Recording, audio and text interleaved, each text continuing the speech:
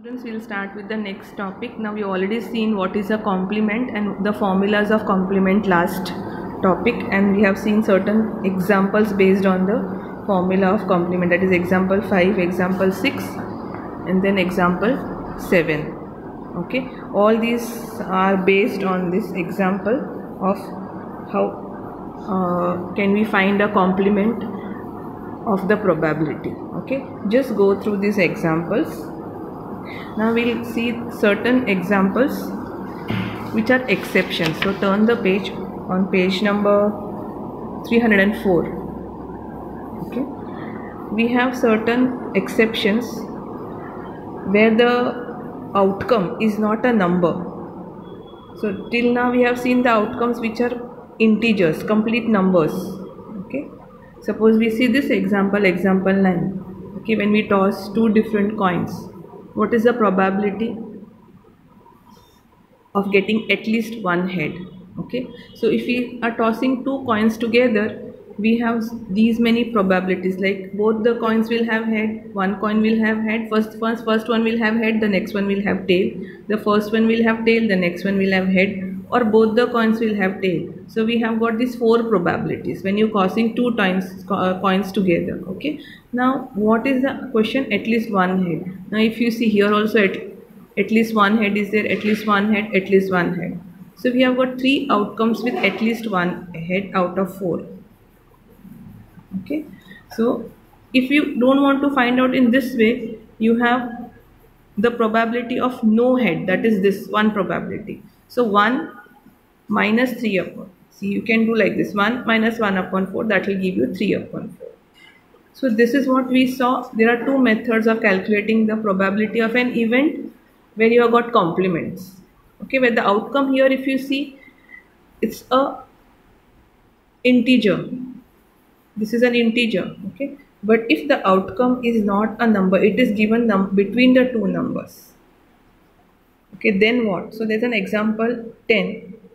Okay, where you have a musical chair game where the music is played for 2 minutes, and what is the probability of the music which stops within first half minute?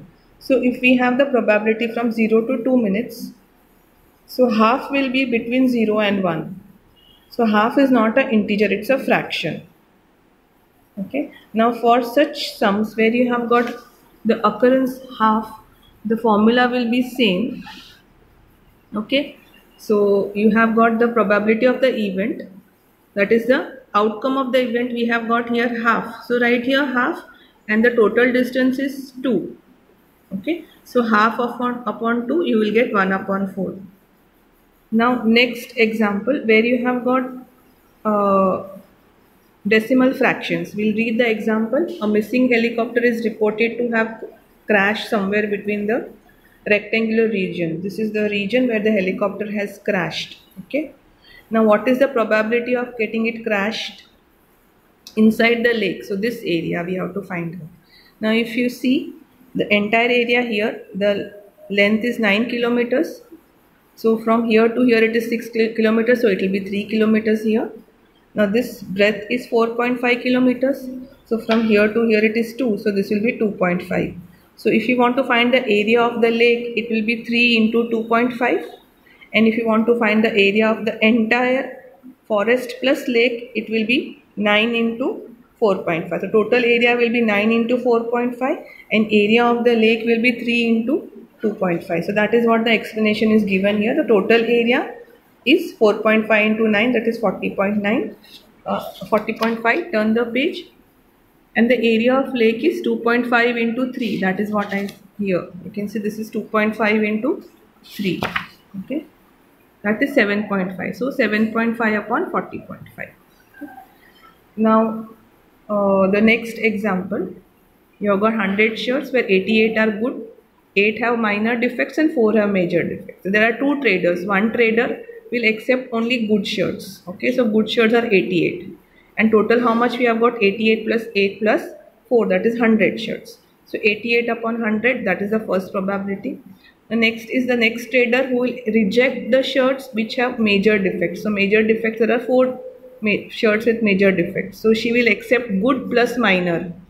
So you have got 80 plus 8, that is 96. So 96 upon 100. Now there is example 13, where you have got two dice, one is blue and other is grey, and you have to find this probability of getting 8, 13 and less than 12. So we have to make a chart like this. This is the grey dice, this is the blue dice. Okay, so grey dice has got 1 to 6, blue dice has got 1 to 6. So let us see the probability. We'll first keep one constant and then 1 1 1 2 1 3 1 4 1 5 1 6 like that. Then we'll keep two constant of this dice and like this. So we'll make a chart like this and let us see how much 8s we get. So if we see this 6 plus 2, 5 plus 3, 4 plus 4, 3 plus 5 and 2 plus, this comes to 8. So we have got 1 2 3 4 5 outcomes of 8. So the total outcomes are 36. So this is 6 into 6, that is 36. So the first probability of 8 is 5 upon 36. Okay. Now the next question is 13. Now if you see in the entire dice, the maximum number will be always 12. 6 plus 6. There is no 13. So the next will be 0 upon 36. And the last one is less than or equal to 12. So less than or equal to 12 will be 36, right? The maximum is 6 and all others are less than 6. The maximum is 6 plus 6, 12. So others are less than 12. So 36 outcomes. So 36 upon 36, that will give you 1. Okay. Now the exercise starts. I'll just send you the pic of the exercise solved sums. Okay. And do it in your notebook.